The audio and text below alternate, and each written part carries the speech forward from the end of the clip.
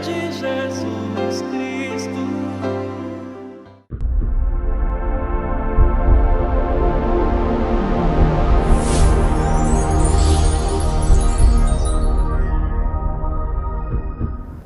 Olá, está no ar o programa do CERJ, em parceria com a TV Nova Luz.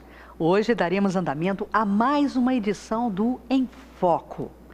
Trata-se de uma união de forças para que possamos oferecer aos espíritas e público em geral um momento de debate em profundidade, com apontamentos que analisam o que é notícia sob o ponto de vista espiritual.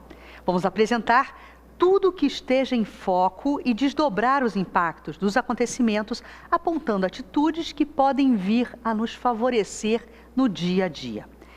Neste programa, vamos refletir sobre a crise política brasileira, as convulsões sociais decorrentes desta situação instável e qual a posição recomendada aos espíritas para a retomada da harmonia. Para esta análise, contamos com a presença amiga do assistente social Edivaldo Roberto, colaborador da área de educação espírita do CERJ. Vamos a um rápido resumo da situação antes de partirmos para a análise. Uma ampla teia de corrupção arrastou o país para uma crise política e econômica. As contingências deste triste cenário foram apontadas pela Operação Lava Jato da Polícia Federal, que já prendeu mais de 40 políticos e empresários. Denúncias relacionam a participação do ex-presidente Lula neste esquema de corrupção e pedaladas fiscais, mais o notório apoio da presidente Dilma Rousseff em favor de Lula, dispararam a reação dos partidos de oposição que lutam agora, nesse momento, pelo impeachment. O coração do escândalo é a Petrobras, ícone da grandeza da nossa nação. A tormenta chega em um momento mais do que inoportuno. Estamos a poucos meses dos Jogos Olímpicos, que serão realizados no Rio de Janeiro, em meio também a uma epidemia do vírus Zika e sofrendo com a economia em forte recessão e o desemprego em alta. Edivaldo, a nossa intenção editorial neste Em Foco é poder sinalizar aos internautas reflexões que auxiliem a minimizar as consequências negativas de um clima de desesperança e não se coadunar aí também com a revolta. Nós não queremos adotar de forma alguma um discurso político a favor ou contra o governo, mas discutir, a partir dos conceitos doutrinários, posições emocionais que garantam a harmonia. O cenário, aparentemente, ele é aterrador. Existe, Edivaldo, luz no fim desse túnel? Cris e aqueles que estão nos acompanhando, é oportuno lembrar Jesus, em primeiro lugar. Exatamente porque o nosso querido mestre certamente viveu num período histórico, político, social e econômico que guarda certa identidade com o momento atual. Roma era a águia dominadora, com seus exércitos poderosos. O judaísmo marcado pela dominação do farisaísmo, do tradicionalismo no campo religioso, o pensamento grego vigente, dominante. E, exatamente nesse contexto que se move Jesus. Jesus, examinando a situação do seu tempo, ele se utiliza de uma expressão, uma linguagem figurada, que é aplicável aos dias de hoje. Dizia o mestre com propriedade, como se ele fora um sociólogo dos melhores, um analista social, político, que, perguntado pelos discípulos em relação a como proceder, Jesus respondeu dizendo assim: é preciso que o joio cresça junto com o trigo.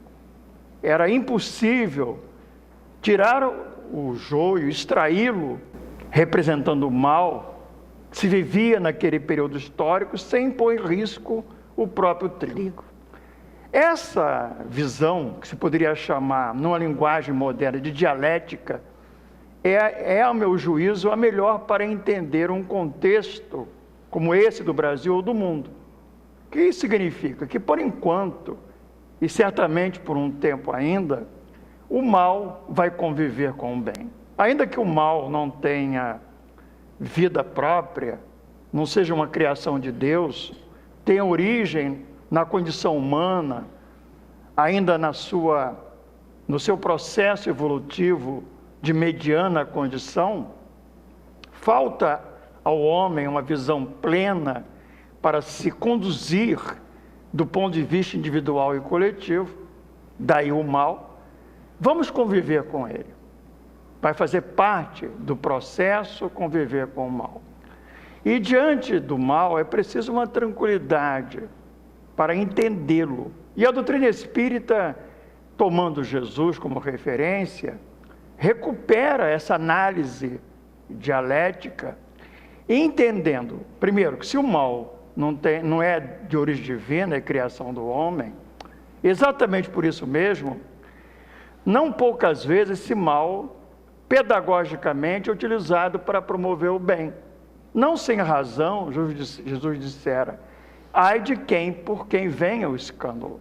Aqueles que promovem o mal, o escândalo, de qualquer natureza, responderão, não a um Deus iracundo, distante, mas à sua própria consciência, nesse aprendizado de todos nós. Mas, nesse processo evolutivo, na condição de mediana evolução, ainda que o mal não seja necessário, ele acaba cumprindo um papel. Ele tem um papel nesse processo pedagógico. Allan Kardec, examinando essas questões, que já eram próprias no seu contexto, aquela época da Europa do século XIX, ele dizia que as sociedades experimentam náuseas. Sim. Que é um mal-estar, né, que Sigmund Freud chamava o mal-estar da civilização. Um sentimento marcado por uma depressão coletiva, um certo desconforto emocional, que às vezes se apresenta como rebeldia, como revolta, como movimentos coletivos até de rua. É a náusea, um mal-estar social, que não poucas vezes, como solução, vem ser o vômito, me permitindo a expressão, também do codificador. O vômito são as revoluções, é um incêndio coletivo no pensamento humano, nas práticas sociais, no processo econômico, nas relações, sobretudo, de grupos que se colocam em defesa de suas ideias. E não poucas vezes, nessa defesa das ideias, elas são transformadas em verdades absolutas. Daí, não apenas temos um movimento contra as ideias uns dos outros, mas chega-se ao desplante de querer se destruir os defensores dessas ou daquelas ideias. E aí campeia a desarmonia, que é a ampliação do mal-estar, ao lado da depressão, de um sentimento de desesperança, como se não houvesse saída. É exatamente nesse momento que temos que voltar a Jesus, primeiro nessa ideia da dialética do joio e do trigo. Segundo, entender com ele que sempre nessas tempestades que sempre as tempestades serão passageiras. Por mais que ela demore, por mais que a noite escura se prolongue, virá um dia pleno de luz. Então é preciso que tenhamos, em primeiro lugar, essa atitude de olhar para adiante e perceber que isso é apenas um momento difícil, delicado, mas que vem nos ensejar um aprendizado necessário, o amadurecimento pessoal, individual, os grupos e, sobretudo, esse país que tem uma destinação própria no concerto das nações. Edivaldo, achei fantástico esse seu recorte histórico, trazendo esse paralelo, né, entre a situação de Roma antiga, Jesus, as recomendações de Jesus, e justamente esse momento, a comparação com esse momento que a gente vivencia hoje. Eu queria apontar para você, porque eu acho que está dentro de tudo que você nos trouxe enquanto informação, que nós observamos, dentro da própria seara espírita, muitos companheiros inconformados e às vezes até desavisados, no sentido de assumirem uma posição de incensar esse clima de revolta e de rebeldia. Usando, inclusive, um posicionamento filosófico, dizendo o seguinte: olha, mas a gente tem que sim se posicionar, a gente tem que sim assumir posição, porque não podemos ser mornos, não podemos ser omissos. Será que essa posição, que no meu entendimento é uma posição enviesada, poderia, de uma certa forma, ganhar contraponto em tudo isso que você nos colocou? Quer dizer, a doutrina ela nos orienta justamente o contrário, né? Eu acho que quando as pessoas assim procedem, elas estão sendo incautas, imprudentes, e por que não dizer inconsequentes, porque não estão conseguindo fazer uma leitura mais ampla. Eu apenas me referi a um contexto desse chão que nós nos movemos, sim, como espíritos encarnados, mas é preciso ampliar isso, e numa visão que o Herculano Pires talvez adotasse, de sociologia, colocar os dois mundos. Esse movimento sociológico, ele não se dá apenas por fatores, por interferência e decisões no plano nosso dos encarnados. Há uma presença marcante, há uma influência notória dos espíritos, e muitos dos quais se aproveitam desse momento. Como se diz em linguagem popular, quer ver o circo pegar fogo, né? Quer alimentar mais ainda esta situação. Daí porque penso que o que está presente, a meu juízo, examinando o quadro, é um ódio, uma raiva, uma atitude destemperada emocionalmente. Isso está nas redes sociais. As pessoas se agridem, cada qual em nome da sua posição, transformada em verdade única, não conseguindo relativizar e entender que nesse contexto não há verdades absolutas. Sim. Não há nenhum grupo com a verdade total, não há ninguém plenamente senhor dos fatos. E mais do que, há interesses outros, interesses de má intenção por trás disso tudo, dos dois planos da vida. Há pessoas sinceras nas suas posições, nas mais diversas que elas sejam, mas há também pessoas mal intencionadas, sociopatas, psicopatas, se valendo desse momento, para atender aos seus caprichos, às suas emoções acelvajadas, né? Enfim, isso tudo significa guardar tranquilidade, olhar tudo isso com serenidade. Allan Kardec, para a sua vida pessoal, está em Obras Póstumas, ele utilizava uma posição muito interessante, que era nos momentos difíceis pelos quais ele passava, ele se colocava numa posição acima. É como se a gente pudesse, na existência, nesse chão duro que a gente pisa, experienciar um momento de transcendência, numa posição mais alta de nós mesmos e dos valores mais nobres. E dessa posição, que é sempre de harmonia e serenidade, examinar o quadro na sua totalidade, na sua abrangência, vendo os prós e os contras. E aí sim, eu acho que toma-se a posição. E qual é a posição? Não é nem para um lado, nem para o outro. Também não é uma posição de ficar em cima do muro.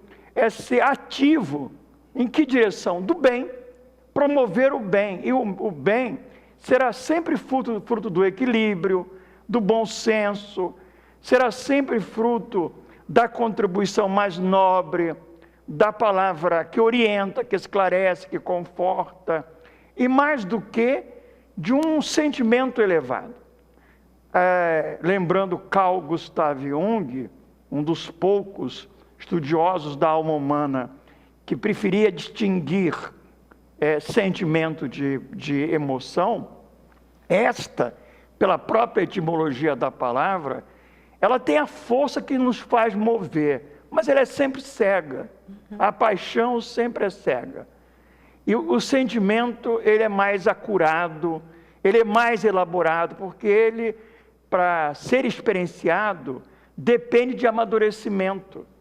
E o sentimento sempre, ele nos sustenta, nos anima. E entre os sentimentos, há aqueles que são mais próprios para uma hora como essa. O sentimento do perdão, da compaixão e, sobretudo, da misericórdia. Estou lembrando da misericórdia, porque no capítulo 10 do Evangelho, cujo título é exatamente Bem-aventurados misericordiosos, nos seus, finalmente, num diálogo travado, Allan Kardec com a espiritualidade, está apontado lá, de que diante do mal ficamos impassíveis, não é dado ao homem apontar o mal, seria inocência, entre aspas, no mau sentido.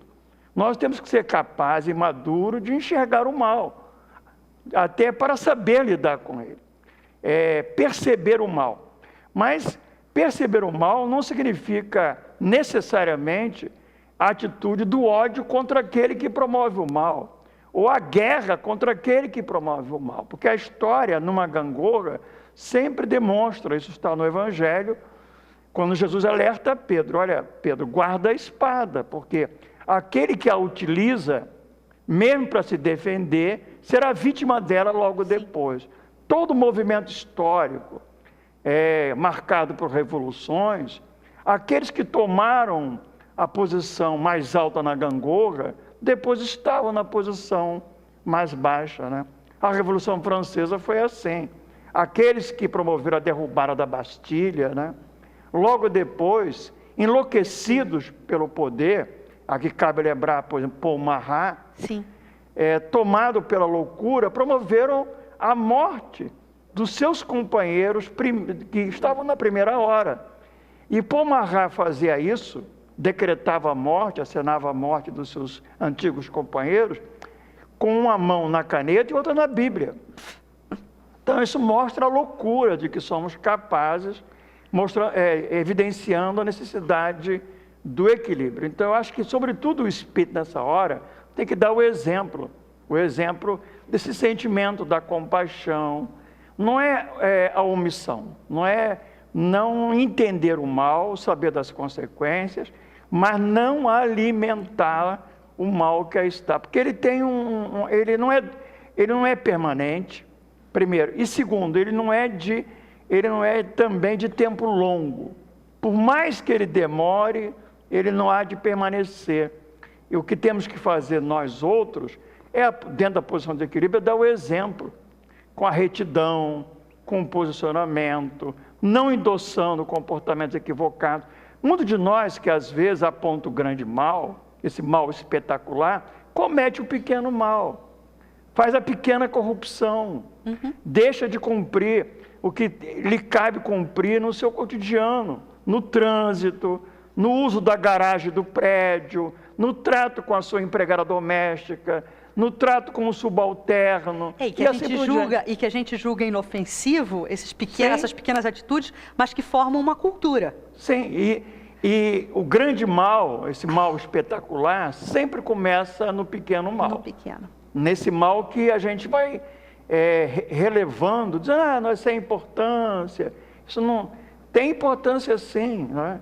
Essas pequenas gestos e atitudes da pequena violência, da atitude arrogante, da prepotência, até na prepotência de se achar o melhor. Sim. O dono da verdade, inclusive da verdade moral, né? Como se fosse uma vestal, né? Pura, incapaz de cometer qualquer erro, quando nenhum de nós está isento, em dada circunstância, de ter esse ou aquele comportamento.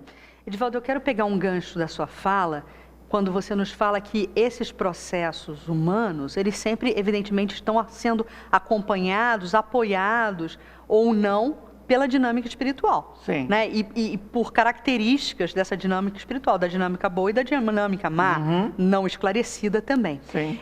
Eu quero aproveitar e trazer para essa nossa reflexão fragmentos do livro de Humberto de Campos, Brasil, Coração do Mundo, Pátria do Evangelho, que tem a psicografia de Chico Xavier, e no capítulo que trata da República, o autor espiritual nos traz as seguintes informações, e aí eu vou ler textualmente o que está dizendo aí o capítulo. No mundo invisível, reúne o Senhor, e aí ele está falando de Jesus, as falanges benditas de Ismael e dos seus dedicados colaboradores, e enquanto as luzes tênues douravam o éter da imensidade, que se enfeitava de luminosas flores dos jardins do infinito, falou a sua voz como no crepúsculo admirável do Sermão da Montanha. E aí Jesus complementa: irmãos, a pátria do Evangelho atinge agora a sua maioridade coletiva. Ele está falando isso em referência ao nosso período da República, né? A aurora da nossa República. Profundas transições assinalarão a sua existência social e política. Uma nação que alcança a sua maioridade é a responsável legítima e direta por todos os atos comuns que pratica no concerto dos povos do planeta. À maneira dos indivíduos, as pátrias têm igualmente direito à mais ampla liberdade de ação, uma vez atingido o plano dos seus raciocínios próprios. Acompanharemos indiretamente o Brasil, onde as sementes do Evangelho foram jorradas a mancheias, a fim de que o seu povo generoso e fraternal possa inscrever mais tarde a sua gloriosa missão espiritual nas mais belas páginas da civilização em um livro de ouro dos progressos do mundo.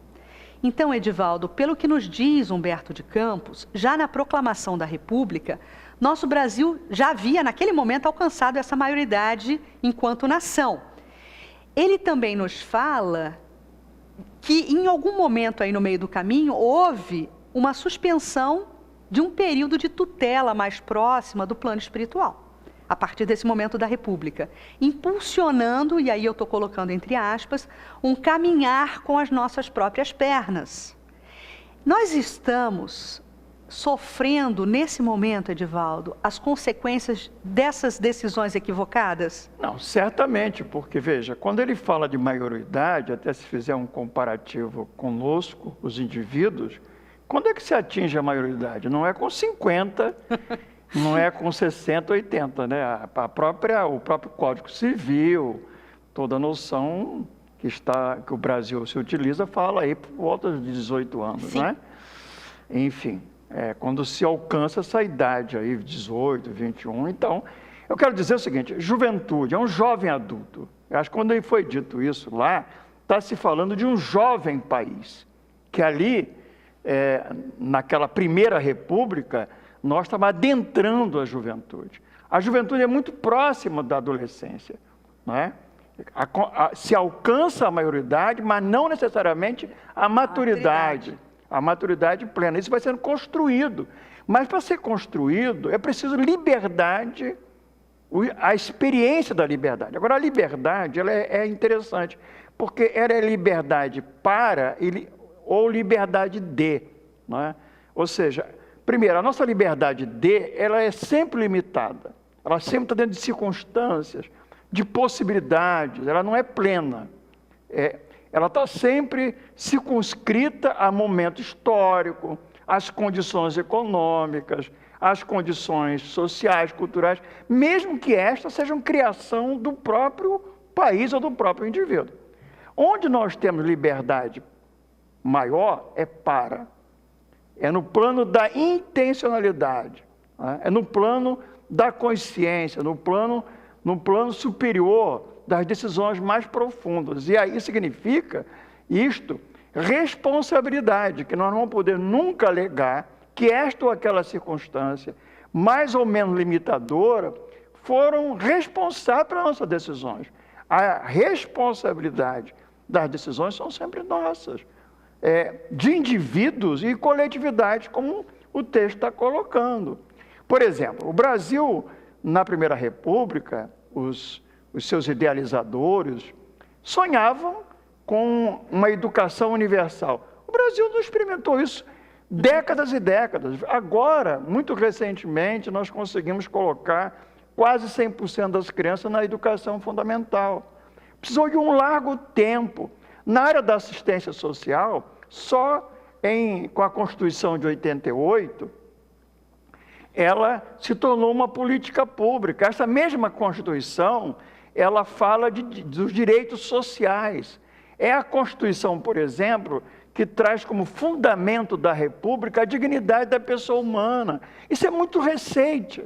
Muito recente. Nós estamos ainda experienciando tudo isso, né? Então, penso eu que nessa quadra da história, nesse experienciar das coisas, estamos sujeitos a cometer alguns erros. Por isso que o cuidado tem que ser redobrado, exatamente porque não temos a tal maturidade política, cultural, né?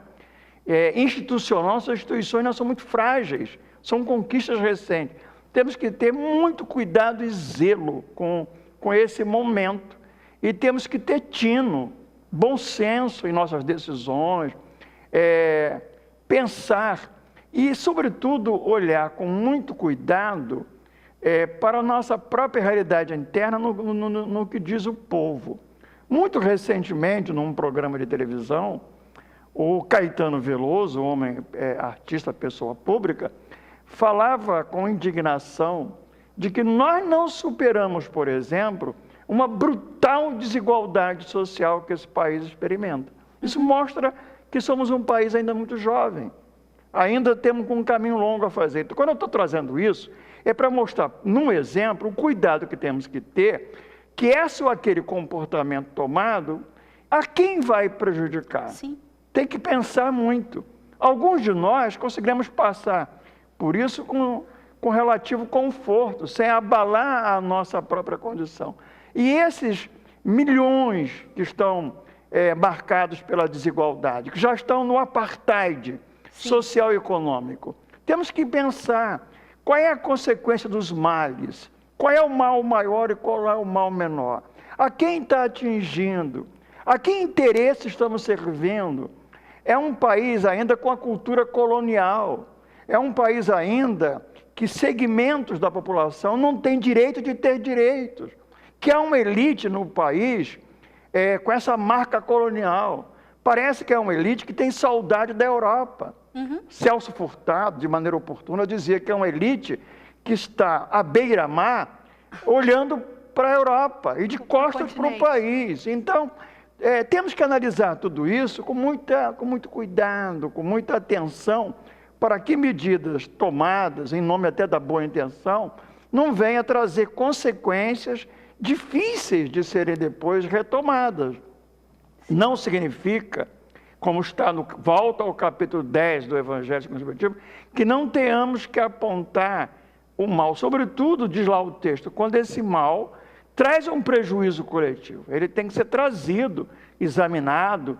Nós já temos aí uma tradição de leis, temos uma Constituição, como mencionei, enfim. E temos que nos pautar, né? Sobretudo aqueles mais compromissados pelas suas funções, pelos seus cargos, precisam ter muito bom senso nessa hora.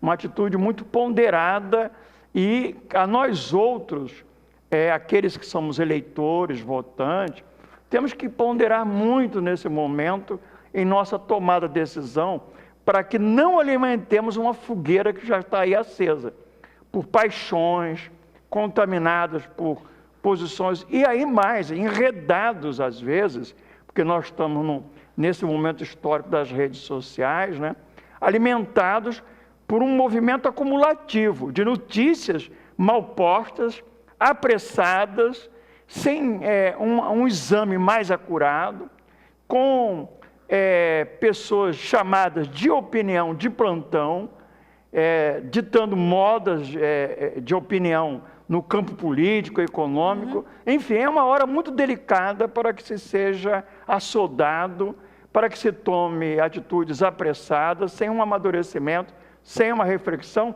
e, sobretudo, sem ter como bússola o sentimento mais nobre, aquele que Jesus propunha e utilizou para examinar a quadra da sua história e que Allan Kardec, num século na Europa convulsionada, soube manter com bastante atenção e equilíbrio. A palavra de ordem agora, então, é cautela, né? Quer dizer, Cautela. se debruçar sobre o mal, não fechar os olhos e fingir que não existe, mas usar armas de cautela. Cautela temperada por serenidade. Serenidade, pacificação. Sim.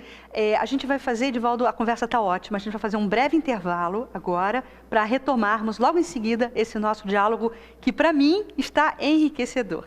Voltamos já já.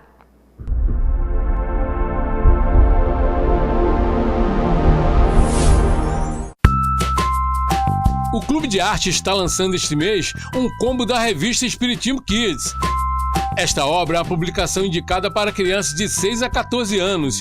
É a doutrina espírita em linguagem fácil e acessível, apresentando personagens que estão na mídia, cinema, televisão, games e livros. Este é mais um lindo presente do Clube de Arte para os seus associados.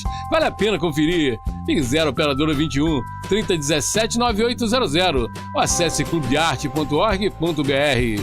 Clube de Arte, arte espírita a serviço do bem.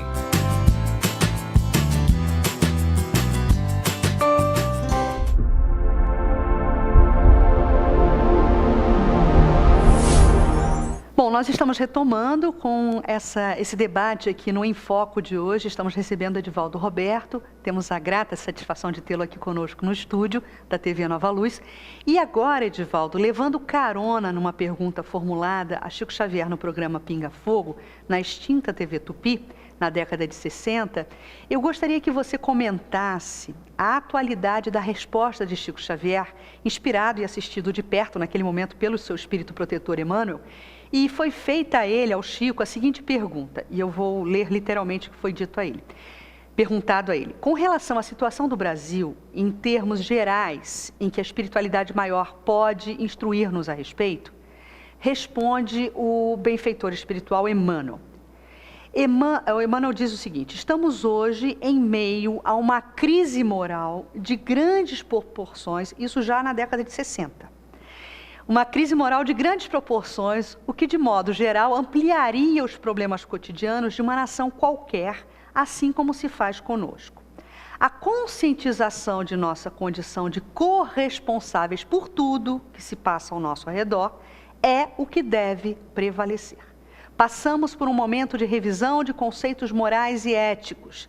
E nesse momento, o esforço de cada membro da nossa sociedade, deve estar orientado no sentido de melhor cumprir os deveres e obrigações de cidadão, com muita disciplina, vontade de melhora geral, trabalho e muita, mas muita oração. O pensamento cristão deve prevalecer sempre. E aí já é meio que o que você nos comentava antes no primeiro bloco, né? O que você poderia trazer, Edivaldo, de ilações a partir desse texto? Voltando àquela imagem de Jesus com o joio e o trigo, para marcar bem o que é uma crise moral. Ou seja, vai sempre resultar desse processo um amadurecimento. É um peneirar. Ficarão ao chão tudo aquilo que deve ficar como marca de um passado, que foi uma experiência lá atrás, de espíritos que precisavam de passar por aquela experiência, pelo seu próprio processo de amadurecimento espiritual. Quando nós examinamos o bem e o mal, no capítulo 3º de A Gênese, Allan Kardec, de maneira muito apropriada, nos permite pensar o seguinte: quando a gente está numa subida, numa caminhada, né, assim, subindo uma montanha, talvez nós precisemos de apetrechos para a primeira etapa da jornada, mas para a segunda e terceira, talvez aqueles apetrechos que foram úteis antes não serão mais, não são mais necessários, e ao contrário, são prejudiciais ao avanço da marcha. O que certamente vai ficar no frigir desse momento, nessa dialética, é que comportamentos e usanças de todos nós serão jogadas fora, passarão por uma reciclagem, provavelmente, e sairemos mais amadurecidos como cidadãos e como nação, mais responsáveis, entendendo melhor, melhorando as instituições. Exatamente por isso é que voltamos, temos que ter serenidade e ponderação. Porque quando eu me referi à interferência dos espíritos inferiores, eu quis me ater a dois aspectos. Um, lembrando o livro Recordações da Mediunidade, quando a Ivone Pereira, numa experiência de emancipação, ela fora do corpo, conduzido pelos seus benfeitores, andando pela cidade do Rio de Janeiro, a espiritualidade apontou malfeitores no mundo espiritual, criminosos. E ela ela ouvia, a Ivone, que muitos daqueles malfeitores eram espíritos que interferiam na dinâmica da cidade, provocando vários conflitos, crimes, desavenças, revoltas. E ela indaga, mas é assim mesmo? É tão automático? A resposta é óbvia, claro que não. Havia sempre por parte do encarnado o uso do seu livre-arbítrio, que o levava a se identificar também pelo seu comportamento, pela escolha dos seus valores com aqueles espíritos. A conexão, daí o né? mal, sim, aí o mal estava feito. Então, é preciso lembrar isto. Isso traz, de um lado, a possibilidade da interferência dos espíritos maus, mas, do outro lado, a nossa grave responsabilidade pelo que fazemos, escolhemos, que alimenta essa interferência dos espíritos maus. Essa é a primeira questão. A outra, ligada a esta, também de um livro agora recente, Perturbações Espirituais, há um momento do livro que precisa ser examinado com mais atenção. É que nós estamos vivendo, segundo a banalização do amor. Durante um período, filósofos, pensadores, religiosos ou não, têm apontado o amor como solução. Essa é a tônica dos grandes mestres, né? Desde Jesus aos dias de hoje, todos preconizam como solução dos pequenos aos grandes problemas, pessoais, familiares ou coletivos de uma sociedade, o amor. É tão óbvio. O que os espíritos que estão na transição planetária promovendo o mal? Começaram, desde os anos 60 do século passado, a banalizar o amor. Era fazer o amor, como lema dos hippies. E nos tempos atuais está aí o ficar, estão aí as relações fast food, segundo Bauman, as relações líquidas. É a banalização do amor. Nós estamos muito conectados pelas redes sociais, mas pouco relacionados. Relações de convivência fortes, marcadas pela amorosidade, pela convivência, pela ternura, pela compaixão. Então, isso talvez, a meu juízo, é o mal maior do que esse quadro que está aí posto. É preciso estar muito atento que nessa desarmonia geral, o nosso desequilíbrio não nos leve a esse comportamento que eu chamo do maltrato um com o outro. Da perda da gentileza, da perda da compaixão, da ternura, do carinho com as pessoas, do respeito, da atitude do bom dia, do boa tarde, da boa convivência. Para mim, esse é o mais grave risco que nós estamos correndo. Porque dentro desse cenário do imediatismo, do aqui e do agora, né, dessa celeridade do mundo moderno, eu concordo com você e acho genial isso que você está nos colocando, Edivaldo, porque, na verdade, isso fica subliminar. Sem dúvida. E tudo que é subliminar é perigoso, porque está oculto. Sim. Só não está oculto para aqueles que estão com a visão mais aguçada, né? Sim. Então, a gente te agradece por aquilo que o Nelson Rodrigues chamava essa chamada de atenção, exatamente. O óbvio ululante, o óbvio ululante, que não se percebe. Nas entrelinhas, o que está aí presente é o afastamento, são rupturas. Quantas, eu tenho lido na mídia em geral, tanto escrita quanto falada, pessoas que se gostavam, estão se apartando umas das outras por conta desse momento, num clubismo. Eu estou com fulano e você está com cicrano. Então, esse cuidado com as relações humanas é fundamental, porque isso que é o chão do país. O chão do país, além dos fatores culturais e econômicos, é exatamente a ternura, a capacidade amorosa. E é preciso pensar na ternura, eu sempre penso nela, como um psiquiatra colombiano, o Restrepo, Luiz Carlos Restrepo, ele fala da ternura como um direito. Sim. Eu não posso não me permitir a experienciar a ternura. Eu não posso me negar a essa experiência humana profunda do enternecimento. E todo esse quadro que aí está acaba me levando ao oposto, ao endurecimento, Exato. a uma atitude rígida, a uma atitude violenta, de desagrado, de maltrato ao outro, me distanciando daquilo que eu preciso alimentar a mim mesmo para encontrar a saída. A luz que me levará à saída é a luz da ternura, da compaixão, até compaixão com aquele que promove o mal. Exatamente. Não concordamos com o mal, apontamos o mal e o erro, mas amamos e teimamos a amar aquele que promove o mal, porque ele é alguém que se acha, num dado momento, aprisionado na sua ignorância, numa ignorância de si mesmo e de uma realidade maior. Nessa ignorância, ele escolhe o poder, se engana com a ilusão do poder, ele escolhe o Deus dinheiro. Mas quando nós examinamos essa conjuntura que aí está, desses deuses do poder, do dinheiro, o que nós temos por trás é uma cultura que Joana de Ângeles tem apontado, uma cultura do hedonismo, a cultura do materialismo, a cultura do prazer pelo prazer, de uma ilusão de felicidade.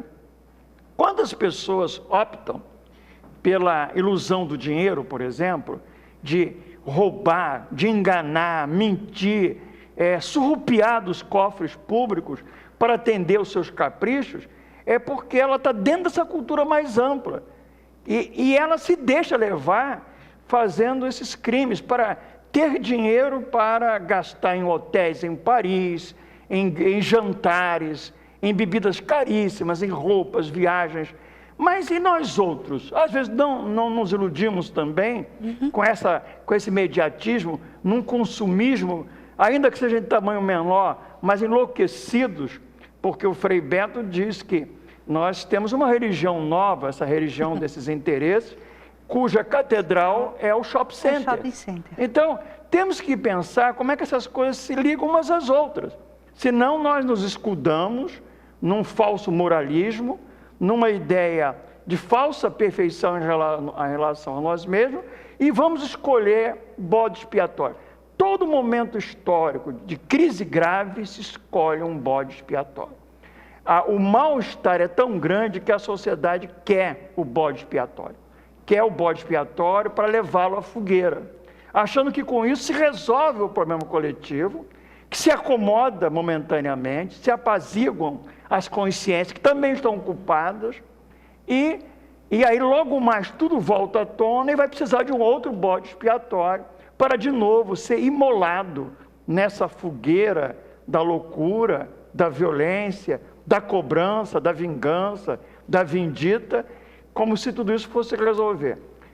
E fica uma gangorra de idas e vindas sem solução. A solução é buscar a serenidade centrado no fio de prumo dessa ternura, dessa compaixão. Nós precisamos sim de cidadãos ativos, conscientes, mas num sentido mais pleno do que se possa imaginar. É pensar grande, pensar o país como um povo e uma nação que se faz, que se constrói no dia a dia, no cotidiano, e que certamente vai amadurecendo. Nós temos conquistas notáveis, eu citei aqui algumas que estão na Constituição Federal de 88, temos leis, é um país respeitado entre as nações, mas, obviamente, nós não fizemos ainda todo o dever de casa. Há muito o que fazer. Temos aí o caminho aberto da democracia, sem dúvida, que foi uma grande conquista. Foi, sem dúvida. Né? A duras penas. A duras penas. E eu acho que há luz no final do túnel, né, sem Edivaldo? Dúvida. Agora, enquanto você falava, me lembrava que justamente de uma outra passagem evangélica que nos ajuda talvez a nortear o entendimento desse momento.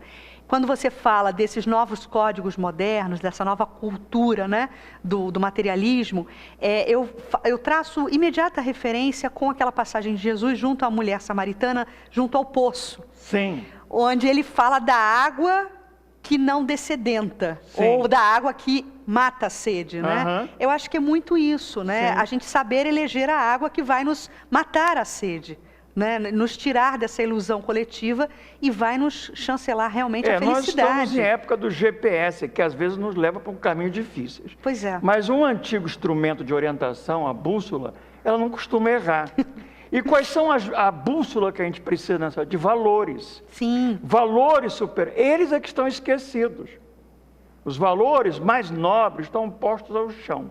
O que nós temos que nos agarrar são os valores intangíveis, superiores, aqueles que são perenes. Não são aqueles de circunstância, não são aqueles momentâneos. Como eu já me referi ao valor áureo, que é o amor, a partir do qual outros valores se definem no trato humano. Quando eu penso, por exemplo, em respeito, o que é respeito, né? A origem etimológica é respicere do latim, é a capacidade de olhar o outro demoradamente. Precisamos nos olhar uns aos outros, um olhar que vai além da periferia, do circunstancial, do transitório, para entender que todos somos espíritos imortais, todos somos filhos de Deus, até aqueles promotores do mal. Eles serão julgados no plano da própria consciência, na consciência deles, como a nossa, as leis superiores divinas estão íncitas, eles, pelos erros, a consciência se abrasará, os conduzirá a dolorosos sofrimentos internos que antecederão ao necessário arrependimento e, posteriormente, à expiação. Então, essa é a lógica do próprio movimento evolutivo. Então, guardemos nós, eu prefiro dizer, e até pensando assim, guardar o nosso coração em paz. Na literatura espírita, a gente encontra nos grandes romances uma expressão latina, sursum corda, traduzida ao português é corações ao alto. Essa é a hora dos corações ao alto. O espírita que está nos acompanhando, o cristão, a pessoa de boa vontade, deveria nessa hora parar e fazer, como disse o Emmanuel através do Chico, a oração do coração alto, o silêncio, a calma, a reflexão. Quanto mais esse fogaréu se mantiver, o incêndio se ampliar, corações ao alto.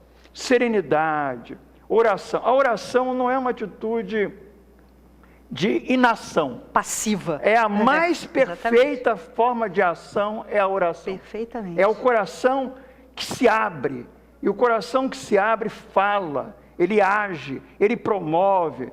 Lembrando aqui uma expressão do Papa Paulo VI. Agir como se tudo dependesse de nós, porque depende, mas orar como se tudo dependesse de Deus.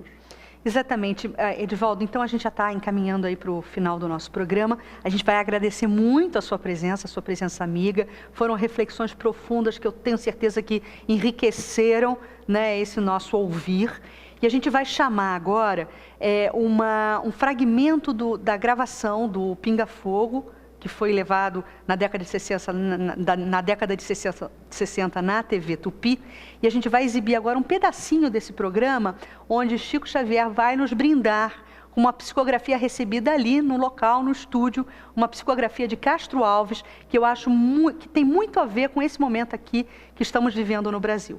Podemos rodar o VT.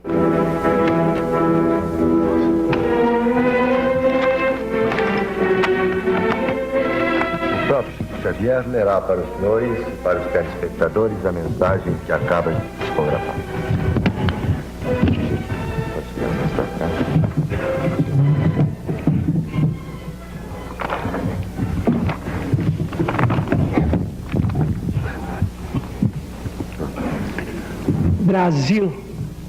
Brasil, o mundo a escutar-te pergunta hoje o que é a terra de minha vida, responde às nações de pé, das montanhas altaneiras, dentro das próprias fronteiras, alonga os braços, Sansão, sem prepotência ou vanglória, grava no livro da história novo rumo à evolução. Contempla a sombra da guerra, dragão do lodo a rugir, envenenando a cultura, ameaçando o porvir. Fala a assembleia de bravos, aos milhões de homens escravos, sábios loucos prometeus, do píncaro a que te elevas, dissolve os grilhões das trevas na fé que te induz a Deus. Brada, gigante das gentes, proclama com destemor que o Cristo aguarda na terra um novo mundo de amor. Ante a grandeza que estampas, os mortos voltam das campas, sublimando-te a visão. Ao progresso, Fernão Dias, o dever mostra Caxias, Deodoro a renovação. Dos sonhos do Tiradentes, que se alteiam sempre mais, fizeste apóstolos, gênios, estadistas, generais. De todos os teus recantos despontam palmas de santos, augustos pendões de heróis.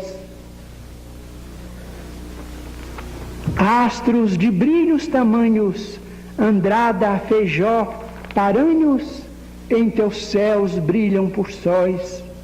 Desde o dia em que nasceste, ao fórceps de Cabral, o tempo se iluminou. Na Bahia maternal, hoje que o mundo te espera, para as leis da nova era, por Brasília envolta em luz, que em ti a vida se integre, de Manaus a Porto Alegre, no Espírito de Jesus. Ao resguardar o direito, mantendo a justiça e o bem, luta e rasga o próprio peito, mas não desprezes ninguém. Levanta o grande futuro, ergue, tranquilo e seguro, a paz nobre e varonil. A humanidade que chora, clamando, Senhor, e agora? O Cristo aponta, Brasil. Castro Alves. A gente agradece Castro Alves, aplaude Castro Alves, aplaude Chico Xavier, aplaude o nosso Edivaldo Roberto, que com muita amizade e sapiência nos legou esses momentos aqui de ilações profundas. E a gente se despede de você, convidando para ficarmos conectados no próximo mês em mais uma edição do Em Foco. Até mais.